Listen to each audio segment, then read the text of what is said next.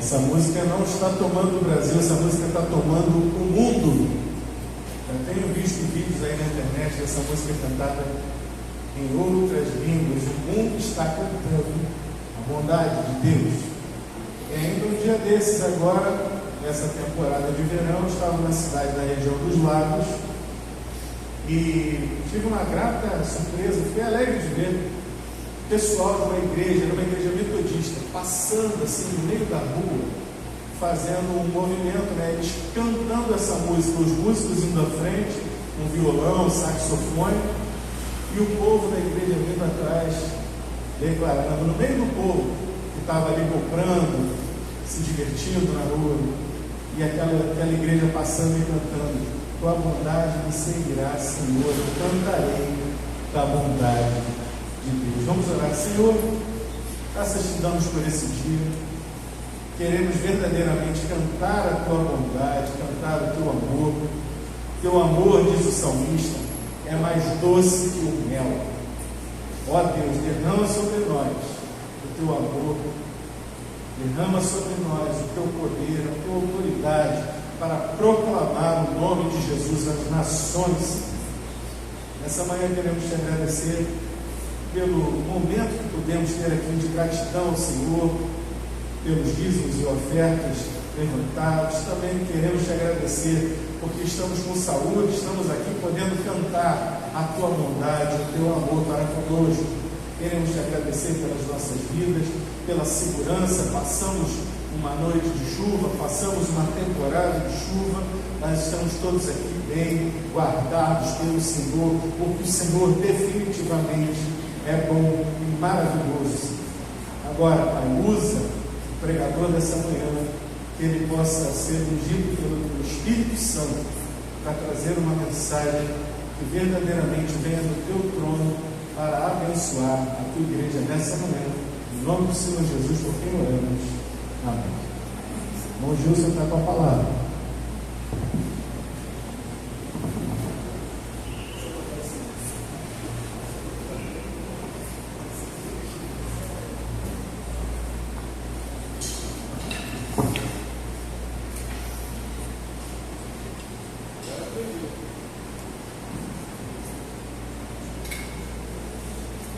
Amados, bom dia.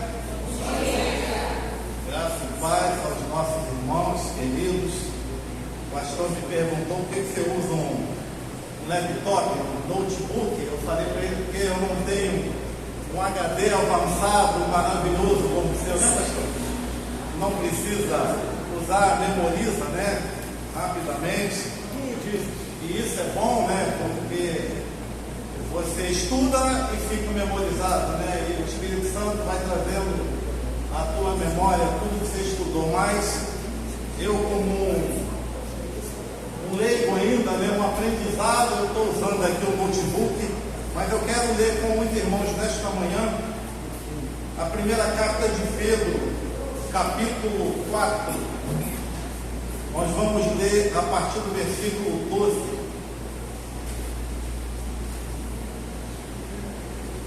Eu uso a NVI. 1 Pedro, capítulo 4, a partir do versículo 12.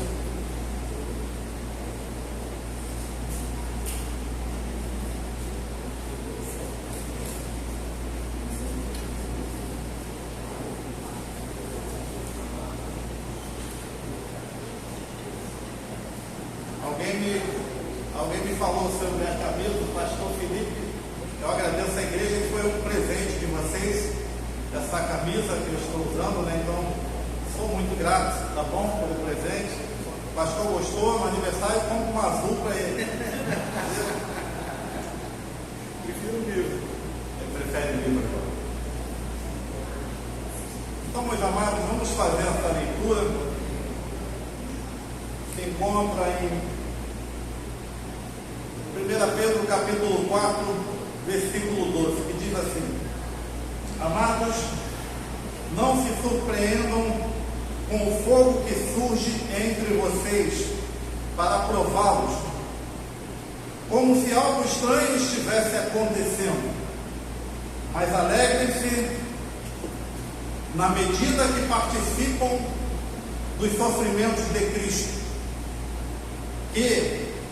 Cristo, para que também, quando a sua glória for revelada, vocês exultem com grande alegria.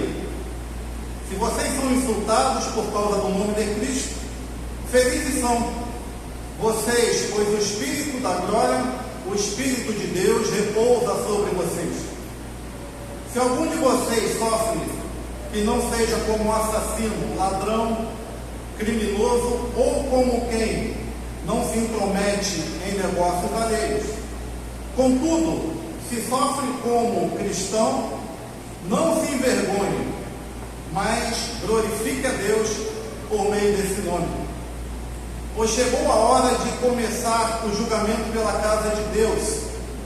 E se começa primeiro conosco, qual será o fim daqueles que não obedecem ao Evangelho de Deus?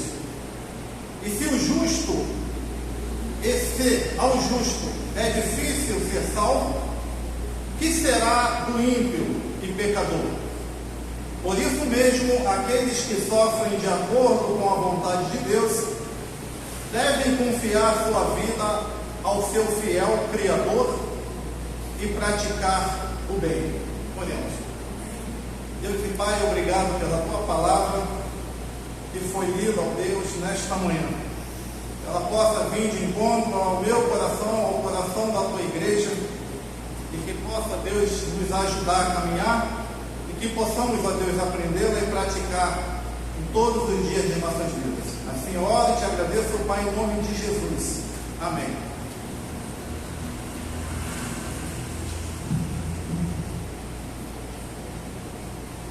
Meus amados, poderia entrar no contexto histórico dessa mensagem, desse acontecimento, mas eu vou adiantar um pouquinho, porque a carta ela é endereçada aos cristãos a viver de maneira responsável em meio às provações. O que Pedro está dizendo aqui à igreja é que, amados, não se surpreendam com o fogo que surge entre vocês para prová-los, como se algo estranho estivesse acontecendo.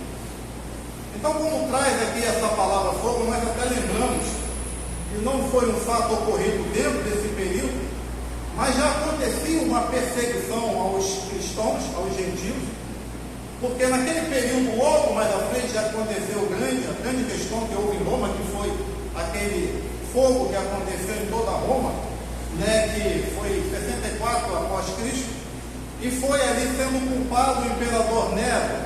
Toda Roma, praticamente 70% de Roma, foi incendiada, e naquele período ali culparam Nero, e segundo a história, Nero estava lá em sua casa, no seu palacete, e nem se importou com o que estava acontecendo em Roma. E aí, para ele arrumar alguém que pudesse colocar como culpado, diz que ele usou os crentes cristãos como culpados. E aí começou uma grande perseguição, que os irmãos provavelmente sabem, mas isso foi algo depois, mas aqui já acontecia uma perseguição aos cristãos. E assim nós sabemos também que vários cristãos, vários nossos irmãos na fé, eram incendiados como tochas e elas ficavam lá iluminando o jardim de Nero. Era uma alta crueldade, mas já vinha uma perseguição severa sobre os cristãos. Então Pedro alerta a igreja, fala, amados, não se surpreendam com esse fogo, porque se você está servindo a Cristo, você está sujeito a todas essas adversidades, que muitas das vezes esses sofrimentos eles não só são devido à perseguição que o crente sofre, mas também são sofrimentos que acontecem na nossa vida como ser humano. É uma doença, é uma enfermidade na família, é uma injúria no trabalho. São problemas que nós estamos diariamente sujeitos a enfrentar. E nós precisamos enfrentar esses problemas, sabendo que em todos os problemas que enfrentamos, o Senhor está conosco. Então, é uma carta para fortalecer os crentes a caminhar na presença de Deus e entender que a todo tempo o Senhor está conosco. Então a gente caminha, que ele diz que não só sofremos por doenças, tragédias na família, perda de um emprego, injustiça no local de trabalho ou até mesmo na nossa própria casa. Muitas das vezes, dentro do nosso próprio lar, fomos surpreendidos com situações que jamais esperaríamos que iríamos ter, mas fomos surpreendidos.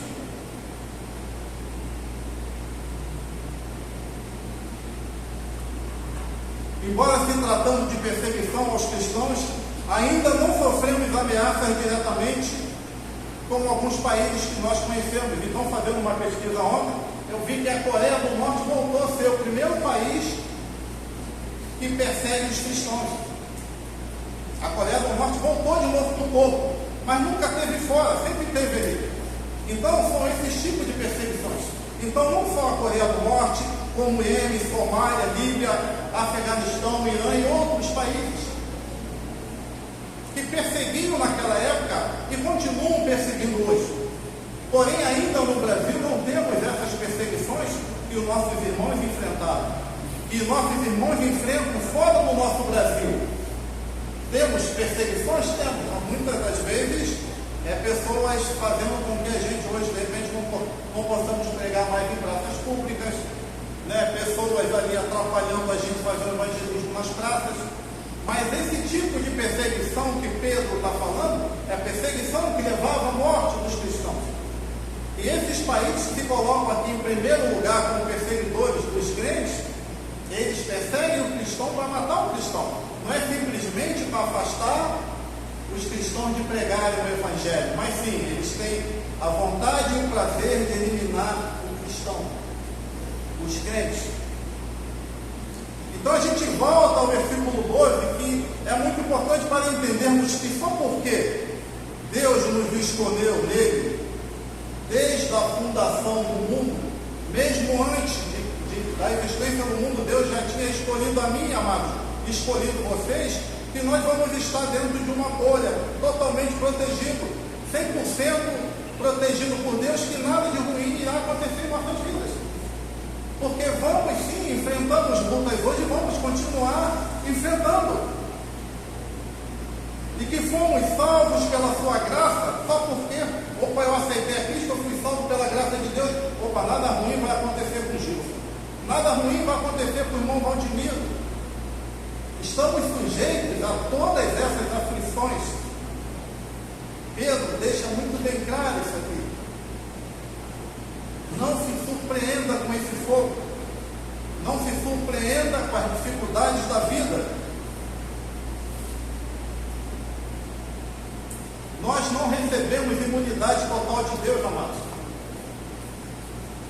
Assim como o seu filho sofreu na cruz, nós como discípulos também sofreremos. Situações diferentes, situações adversas, mas como discípulos de Cristo, nós também estamos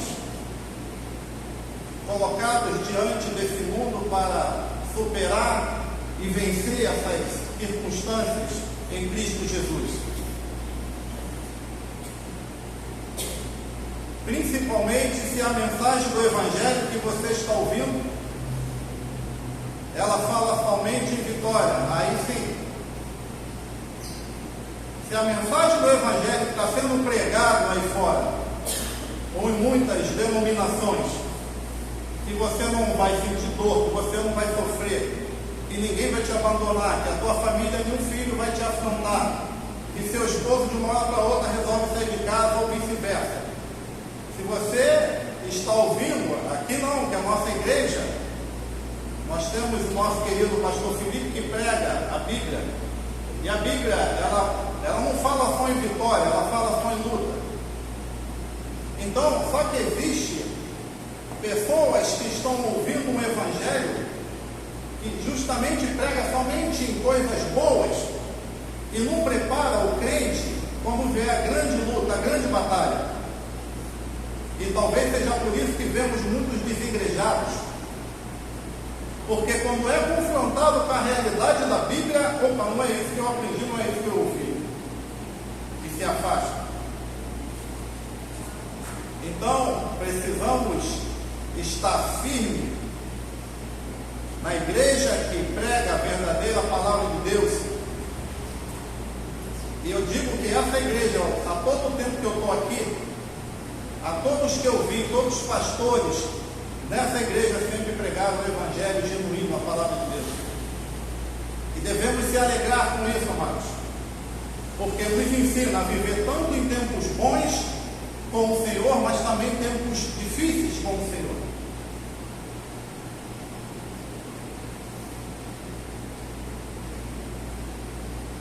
Nenhuma promessa na Bíblia que você não irá ter problemas. Você já leu na tua Bíblia? Tem alguma promessa de Deus que você não terá problema na tua vida? Não tem. Você pode ler toda a Bíblia, de frente para trás, de trás para frente. Você não vai ver nenhuma promessa. Deus promete que vai estar conosco e vai nos ajudar em todas as lutas. Isso aí você pode ter certeza, amados. Essa é a promessa de Deus. Você está na luta, está passando uma luta, Deus está contigo. Paulo fala em 1 Coríntios 10, 13, que não sobreveio a vocês tentação que não fosse comum aos homens. Que não fosse comum. E Deus é fiel, Ele não permitirá que vocês sejam tentados além do que possam suportar. Tu já foi tentado alguma vez de algo que você achasse assim, eu não vou suportar? Geralmente vem a tribulação na nossa vida, mas no tempo certo alivia. A onda pode estar altíssima, chega uma hora que a onda fica branca.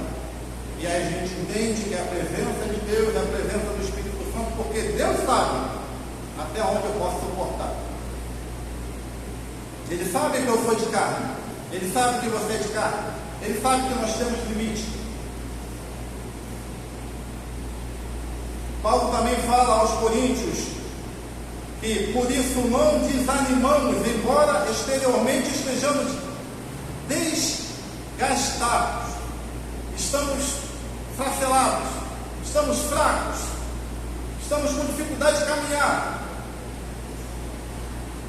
Ele diz: interiormente estamos sendo renovados dia após dia, pois os nossos sofrimentos leves e momentâneos estão produzindo para nós uma glória eterna, que pesa mais do que todos eles. Ou seja, como Pedro fala, amados, não se surpreendem com o fogo. Muitas das vezes esse fogo que a gente está vivendo, esse fogo que está nos queimando é para nos moldar, é para nos preparar. Está ali trabalhando nossa vida de forma que está nos purificando, e muitas das vezes a gente não está entendendo. Olha, isso não passa. Eu estou passando por esse sofrimento há tanto tempo, isso não passa, e aquele fogo está ali. Ou seja, a gente está sendo purificado, a gente está sendo moldado para ter um caráter de Deus. E isso acontece na nossa vida diariamente. Eu estou passando por lutas e creio que os irmãos estão passando por lutas. Mas Deus está moldando a nossa vida diariamente, está nos preparando. Está nos preparando.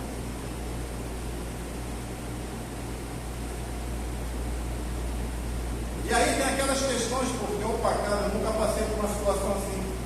Mas existem situações na nossa vida que, ao nosso ver, vai passar como poeira. A gente não vai nem perceber.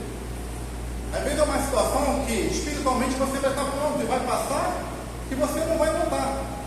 De repente, quem está de fora vai falar assim: poxa, fulano passou por uma situação e nem reclamou. Por quê?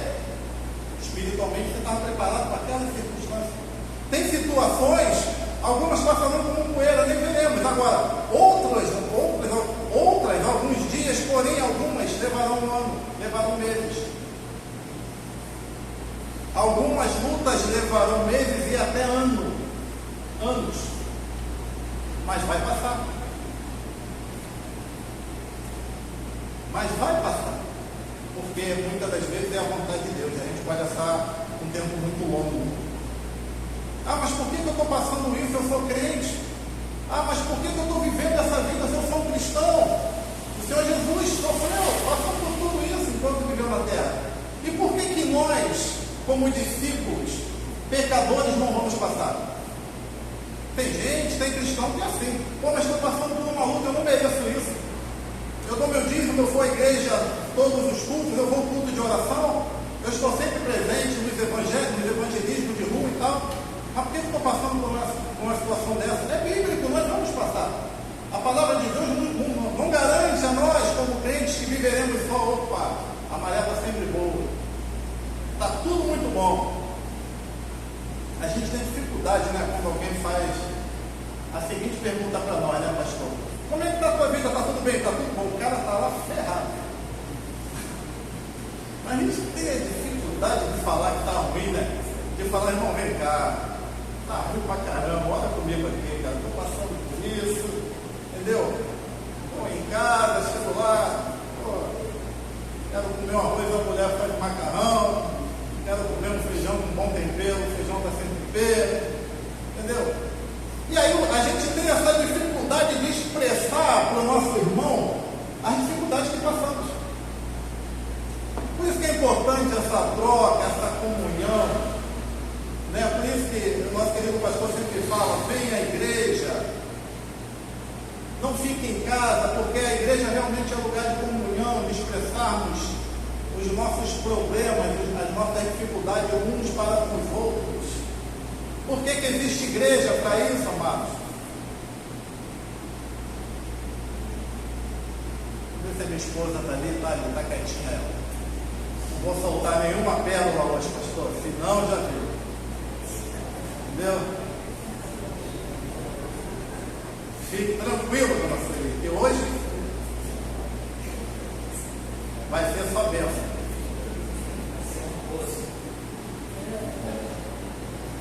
O café da manhã já saiu, o almoço eu não sei.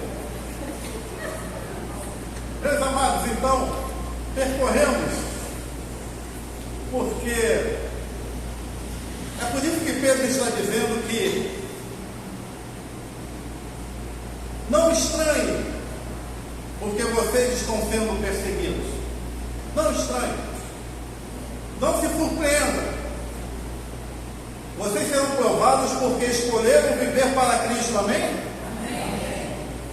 Escolhemos viver para Cristo. Ou seja, a Bíblia diz que Ele é que nos escolhe. Mas vivemos para Cristo porque o aceitamos e reconhecemos que Ele é Senhor de nossas vidas. Então, a partir do momento que tomamos essa decisão, ouça, tudo ficou para trás. Opa, mas pela frente vai ter essa maravilha. Não. Mas Ele vai estar junto. Ele estará junto. Ele sempre esteve junto. Assim como o ouro é levado ao fogo para se tornar completamente puro, o cristão também está tendo a sua fé purificada das impurezas desse mundo. Estamos sendo purificados. Isso está fazendo com que a nossa fé separe o que é impuro. E a gente, mesmo como pecador, possamos viver uma vida conforme a vontade do Pai. Assim como o ouro, em alto fogo, alta temperatura, separa todas as impurezas, e ali fica o ouro puro. Assim o Senhor quer fazer em nossas vidas, amados. Meu irmão, Deus conhece você. Ele sabe de suas lutas. Vou lembrar, lembra do livro de Daniel 23? Rei Nabucodonosor, o rei ímpio, eu sempre, quando falo Nabucodonosor, rei Nabucodonosor foi um rei ímpio. Deus o usou, mas ele foi um rei ímpio. Então, quando Nabucodonosor mandou lá para aquela fogueira, para aquela fogaréu que nem os soldados de Nabucodonosor, quando chegaram perto daquela fornalha, eles foram eliminados mortos. Tanto a pintura que estava ali. E ali ele colocou Sadraque, Mesaque e Abednego. E aí então ele crente que Sadraque, Mesaque e Abednego ia virar cinza. E ele olha e fala, pô, mas tem algo, tem mais um caminhando com eles lá dentro e conversando. E era a imagem do Deus, do nosso Pai. Ou seja, você estava na luta, você estava na fornalha, mas Deus estava contigo.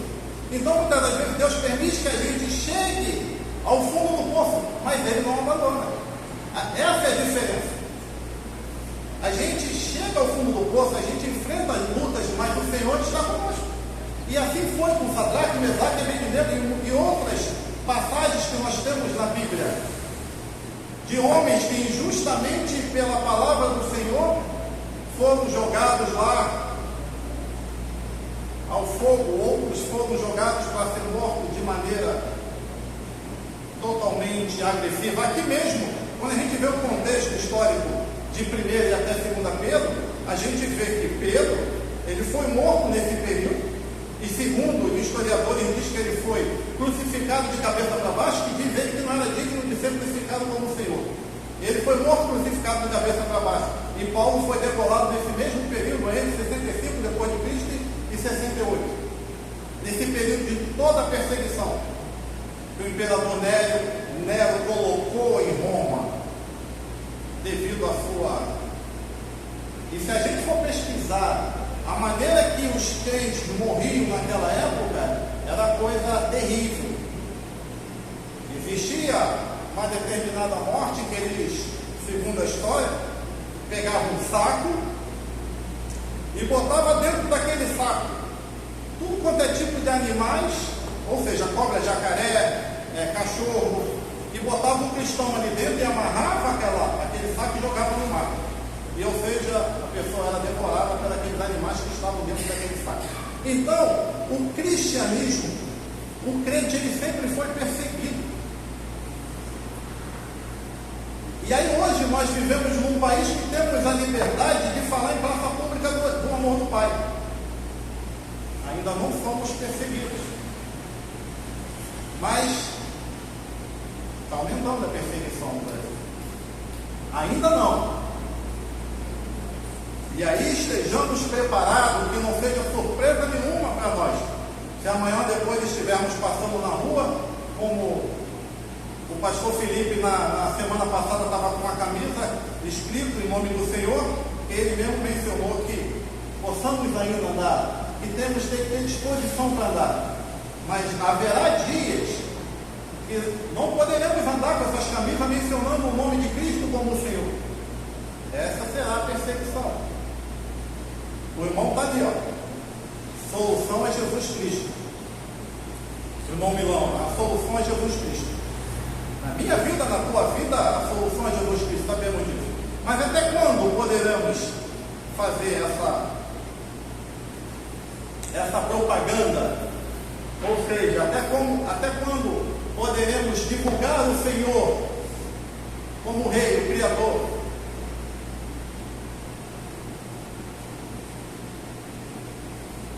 Versículo 13.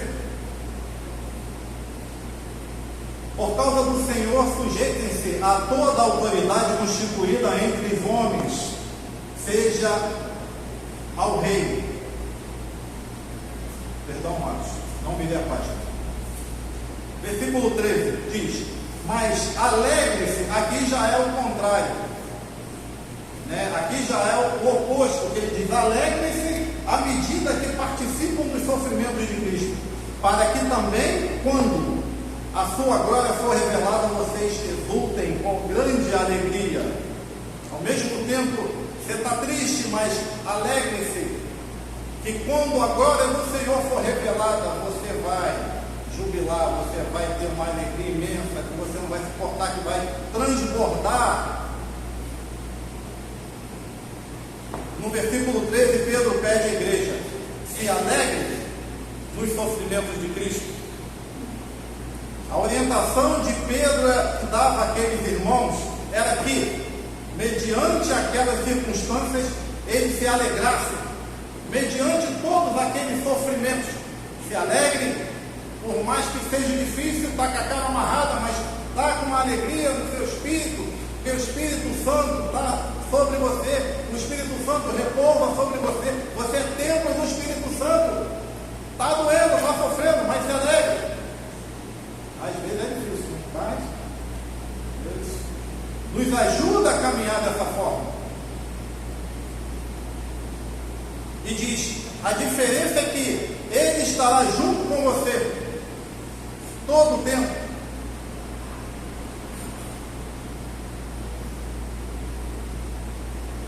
Aquelas circunstâncias, eles se alegrassem como cristãos, mesmo vivendo lá como estava vivendo. Porque os irmãos sabem que esses judeus e gentios, dispersados ali naquele período, né? Alguns foram para Capadócia, outros foram para outras regiões ali, mas tudo dentro daquele campo ali de Roma, se dispersaram, devido às perseguições que eles tiveram. Então, essa carta foi escrita para que chegasse a providente, porque Pedro sabia o que estava acontecendo e precisava o quê? Escrever a eles, incentivá-los a viver em esperança na presença do Senhor. Mas isso não quer dizer que não podemos chorar, não podemos se entristecer. Opa, eu sou crente. Não, eu não choro. Eu não fico triste. Não, para mim é só vitória. E nada, amados. Passamos aí por um montão de lutas aí, quantas vezes aí a gente dá um passo para trás aí, cara, na dificuldade danada. Quantos problemas enfrentamos, e às vezes você vai falar com a pessoa, é só vitória, só vitória, só vitória, vem a luta, pum, cai. Porque é só vitória, ou a Bíblia não diz que é só vitória. A Bíblia diz que lutas. O que ele está dizendo é que no meio das provações nós precisamos ter grande satisfação naquele que nos salvou. Isso aí é certo. Se a palavra de Deus nos ensina a alegrarmos nos sofrimentos de Cristo, ou seja, o nosso Salvador que foi entregue pelo Pai, por Deus, e crucificado no madeiro, sem pecado algum para a nossa redenção, imagine nós, os seus discípulos. Ou você acha, ou eu, Gilson, acho que não teremos sofrimento algum? E se ele não poupou o seu filho, você acha que ele vai me poupar? Se Deus não poupou o seu próprio filho, Cristo, de ir para a cruz, mesmo antes de ser crucificado, passar por todas aquelas lutas, naquela caminhada, sendo insultado, sendo xingado, sendo cuspido, ele vai poupar a mim, um pecador, o Gilson, vai poupar você, amados? Não. Então não se surpreenda. Alegre-se. Viva na presença do Senhor.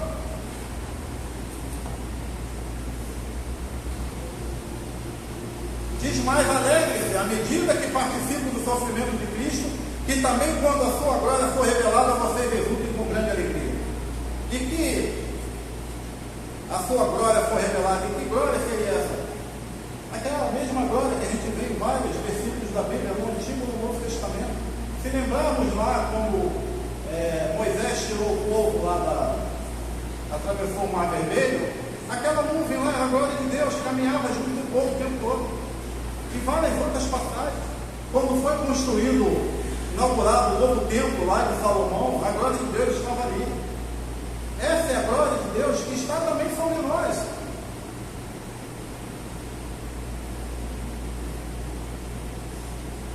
Então nós que fomos insultados, humilhados, que sofremos junto por Ele, nós também nos alegremos quando Ele voltar em glória e julgar o mundo. E por isso, amados, que a nossa esperança é colocada somente na vinda do Senhor. A nossa esperança, a minha e a sua, está colocada porque sabemos que um dia o Senhor irá voltar. Irá julgar o mundo.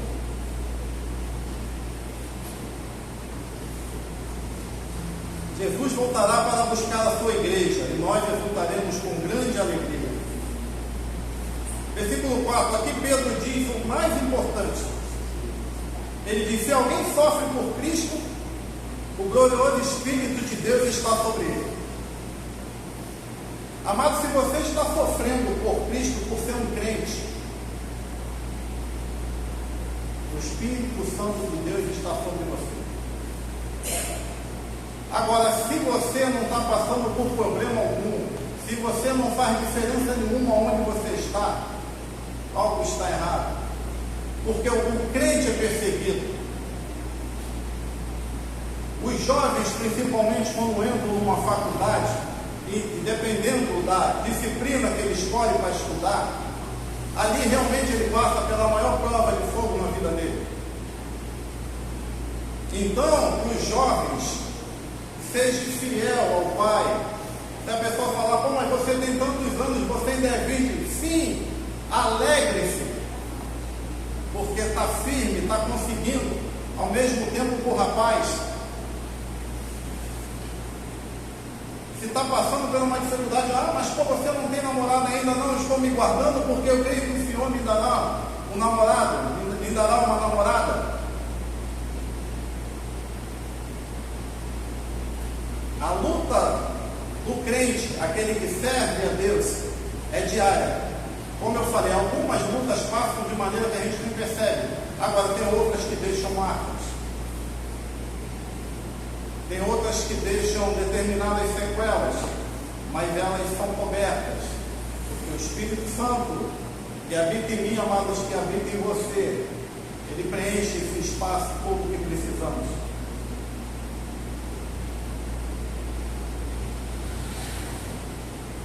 O cristão não pode pensar como o ímpio pensa. Nós não podemos pensar como o mundo pensa. É por isso que fomos separados em Cristo. É por isso que fomos escolhidos antes da criação do mundo. E assim crescemos, conhecemos a palavra e nos entregamos a Cristo. Porque a Bíblia diz que nós fomos escolhidos em Cristo. Então, se eu for um crente, eu tenho que estar em Cristo, eu tenho que viver com Cristo, eu tenho que viver para Cristo. A minha fé tem que estar pautada em Cristo, na palavra.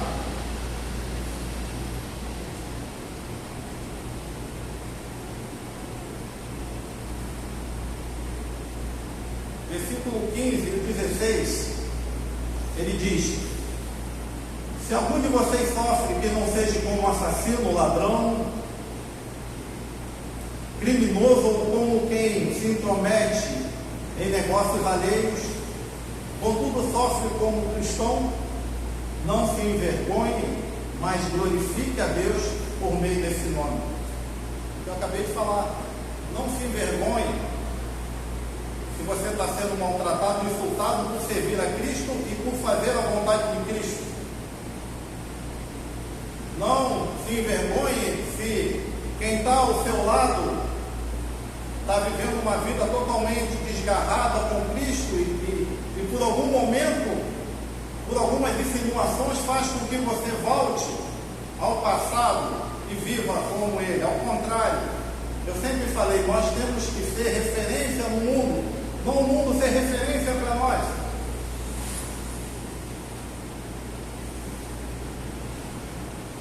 Se temos dificuldade de abrir nossos lábios para evangelizar, que possamos ser referência para o mundo pelo nosso comportamento e vivência, as nossas atitudes.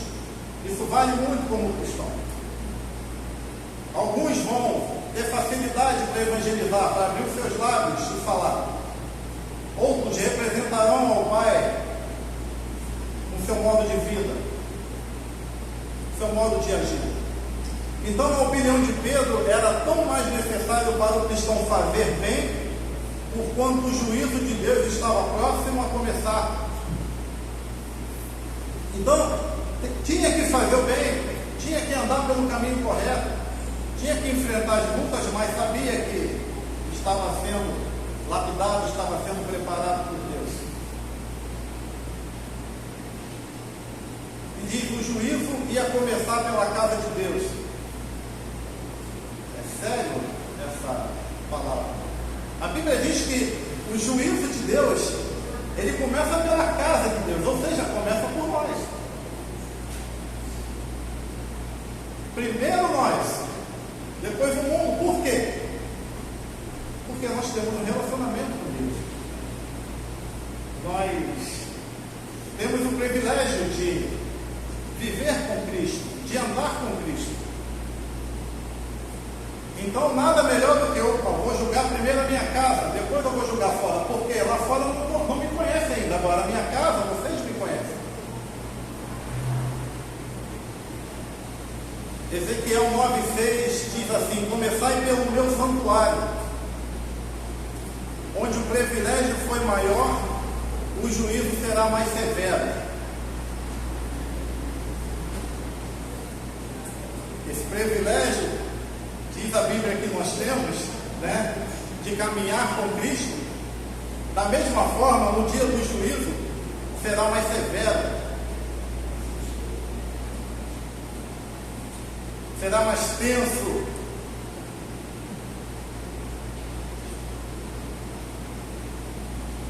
Devemos nos preparar, irmão.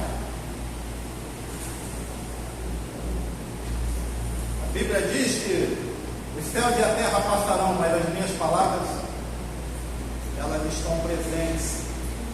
Digo para mim, Gil, começai pelo meu santuário, onde o privilégio foi maior, o juízo será mais severo. Da mesma forma que cada um de nós temos esse privilégio de andar com Cristo, nós vamos ter um juízo mais rigoroso. Provérbios 11:31 diz: se os justos recebem a punição que merecem na terra, quanto mais o ímpio e o pecador. Se os justos recebem a punição que merecem na terra, quanto mais o ímpio e o pecador. Porque diz, versículo 17: pois chegou a hora de começar o julgamento pela casa de Deus. E se começa primeiro conosco, qual será o fim daqueles que não obedecem ao Evangelho de Deus? E se ao justo é difícil ser salvo, o que será do ímpio e pecador? Isso não quer dizer que não seremos salvos. O que Pedro está dizendo é que, mediante as nossas dificuldades, todos os tropeços que nós temos, é difícil a gente ser salvo. Imagina um ímpio e pecador. Se é difícil para mim a caminhada, se é difícil para mim andar com Deus, se é difícil para mim continuar nas lutas, mesmo sendo salvo, imagina para aquele que não conhece a Deus. É o que o apóstolo Paulo está dizendo. Então, meus amados, ele finaliza aqui de maneira bem positiva a igreja. No versículo 19 ele diz: por isso mesmo, aqueles que sofrem de acordo com a vontade de Deus devem confiar sua vida ao seu fiel Criador e praticar o bem. Então, meus amados, se sofremos de acordo com a vontade de Deus, devemos confiar mais ainda no nosso fiel e Criador. Se estamos sofrendo, e posso dizer que continuaremos sofrendo, mas se nas nossas lutas, no nosso cair, a todo tempo o Senhor estará conosco, e se diz a palavra de Deus aqui que, pois chegou a hora de começar o julgamento pela casa de Deus, e se começa primeiro conosco, comigo e com vocês, qual será o fim daqueles que não obedecem ao Evangelho de Deus? Então, meus amados, que nos agarremos mais ainda à palavra de Deus, que a cada dia possamos fazer mais ainda a vontade de Deus, que a cada dia possamos orar e pedir a Deus que nos fortaleça mediante as circunstâncias, porque a gente nunca sabe de onde vem. Como falei, muitas das vezes vai passar como uma poeira, uma breve neblina. Algumas passarão alguns dias e semanas, mas terão lutas que ficarão talvez meses e anos. Mas em todas elas, Cristo ali está. Amém? Deus nos abençoe. A palavra do Senhor possa falar aos nossos corações, começando por mim, a cada dia. Vamos orar. Deus amado, obrigado, Senhor, pela tua palavra que me ensina, que me corrige, que fala ao meu coração de maneira profunda, e também a tua igreja Batista, 22 de novembro. Nos ajuda, Deus, mediante todas as lutas, todas as circunstâncias, perseguições, a caminharmos, ó Deus, na tua presença. Amém. Praticando e ensinando a tua palavra. Assim oramos e te agradecemos.